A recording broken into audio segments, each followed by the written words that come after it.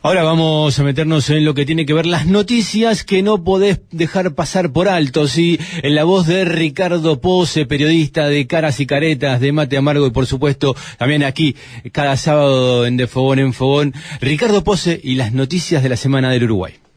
Buenas tardes, compañeras y compañeros de Fogón en Fogón. Bueno, en el paisito cada vez estamos más cerca del vencimiento del plazo de la presentación de las firmas para poner en consideración de la sociedad los 135 artículos de la LUC. Las organizaciones populares, las fuerzas populares del Uruguay, sus fuerzas políticas, sociales y sindicales están redoblando todos los esfuerzos. Se han sumado algunas colectividades, básicamente agrupaciones del Partido Nacional a este esfuerzo, algunas agrupaciones del interior, en lo que también además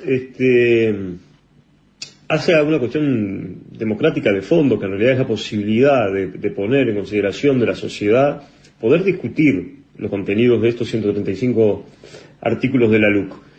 Mucha gente se ha sumado en ese sentido, mucha gente que incluso está de acuerdo con la ley de urgente consideración, pero que entiende que se debe realizar el ejercicio del debate democrático de la discusión, porque además, claramente, la mayoría de la gente no conoce el alcance del contenido de esta ley porque, bueno, fue esta famosa ley ómnibus que se votaron una enorme cantidad de artículos en poco tiempo. Hay algunos coletazos que la gente empieza a sentir. Por ejemplo, en Uruguay en menos de un mes volvió a subir el precio de la nafta. Ustedes sabrán que hay un artículo de la ley de urgente consideración, que además es uno de los artículos que fundamentalmente propone derogar la Federación ANCAP, la Federación de Trabajadores, la Organización Sindical de los Trabajadores de ANCAP, que hace a ese seguimiento que debe hacer el precio del combustible en Uruguay con respecto a los precios internacionales, específicamente con el precio del crudo. Por supuesto que esto genera, por un lado, una situación de irregularidad en esta suba constante. Repito, es la segunda suba en menos de un mes que sufren los combustibles en Uruguay, con todo además lo que eso repercute en el resto de la movilidad de la sociedad, ¿verdad? No es solo el combustible, el cargar la nafta o el gasoil, sino que ese precio se traslada luego, por ejemplo, a quienes trasladan frutas, verduras y mercaderías varias. Pero además, con esta cuestión, ese signo de interrogación tan grande que deja este artículo, porque la gente se pregunta, bueno, está bien, cuando el crudo sube, la nafta sube, pero cuando el crudo baja, ¿qué pasa? Bueno, y allí hay parte de este principal problema. Primero, porque uno podría suponer que ANCAP debería resolver que si el precio del crudo baja, el precio del combustible también debería bajar. Lo que no queda tan claro es qué pasa con las mercaderías que ya trasladaron ese precio. Es decir, si el precio, pongamos un ejemplo, de determinados productos alimenticios subieron su precio porque le trasladaron el proyecto del costo de flete, bueno, nada asegura que lo vayan a descontar después. Este es un artículo macabro que está planteado allí, y la gente de este tipo de cosas se ha empezado a dar cuenta, porque además lo está sufriendo y es de las cuestiones cotidianas que, más allá de las discusiones jurídicas o legislativas, puede llegar a comprender. Pero bueno, el plazo está allí. Por ahora la cantidad de firmas necesarias es importante. Ustedes saben que hay que lograr no solo el número de firmas habilitadas, sino además un extra por las que puedan ser descalificadas por la Corte Electoral.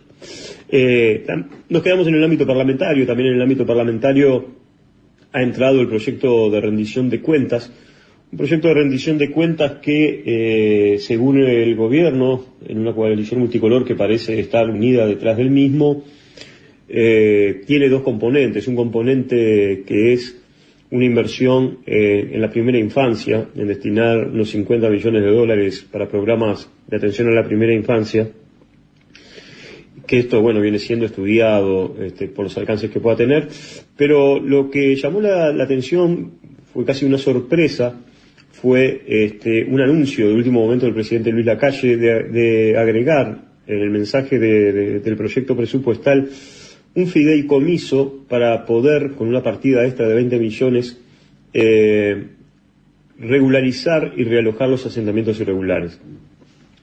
Esto que suena como una vieja necesidad del Uruguay, que alguien podría decir bueno, al fin, esto parece que el Estado va a tomar una solución con respecto a este drama que viven 600 uruguayos sin hogar. Por supuesto que tiene una complicación, y es que esa partida presupuestal que se va a destinar a la regularización de algunos asentamientos va a ser quitada del Instituto Nacional de Colonización.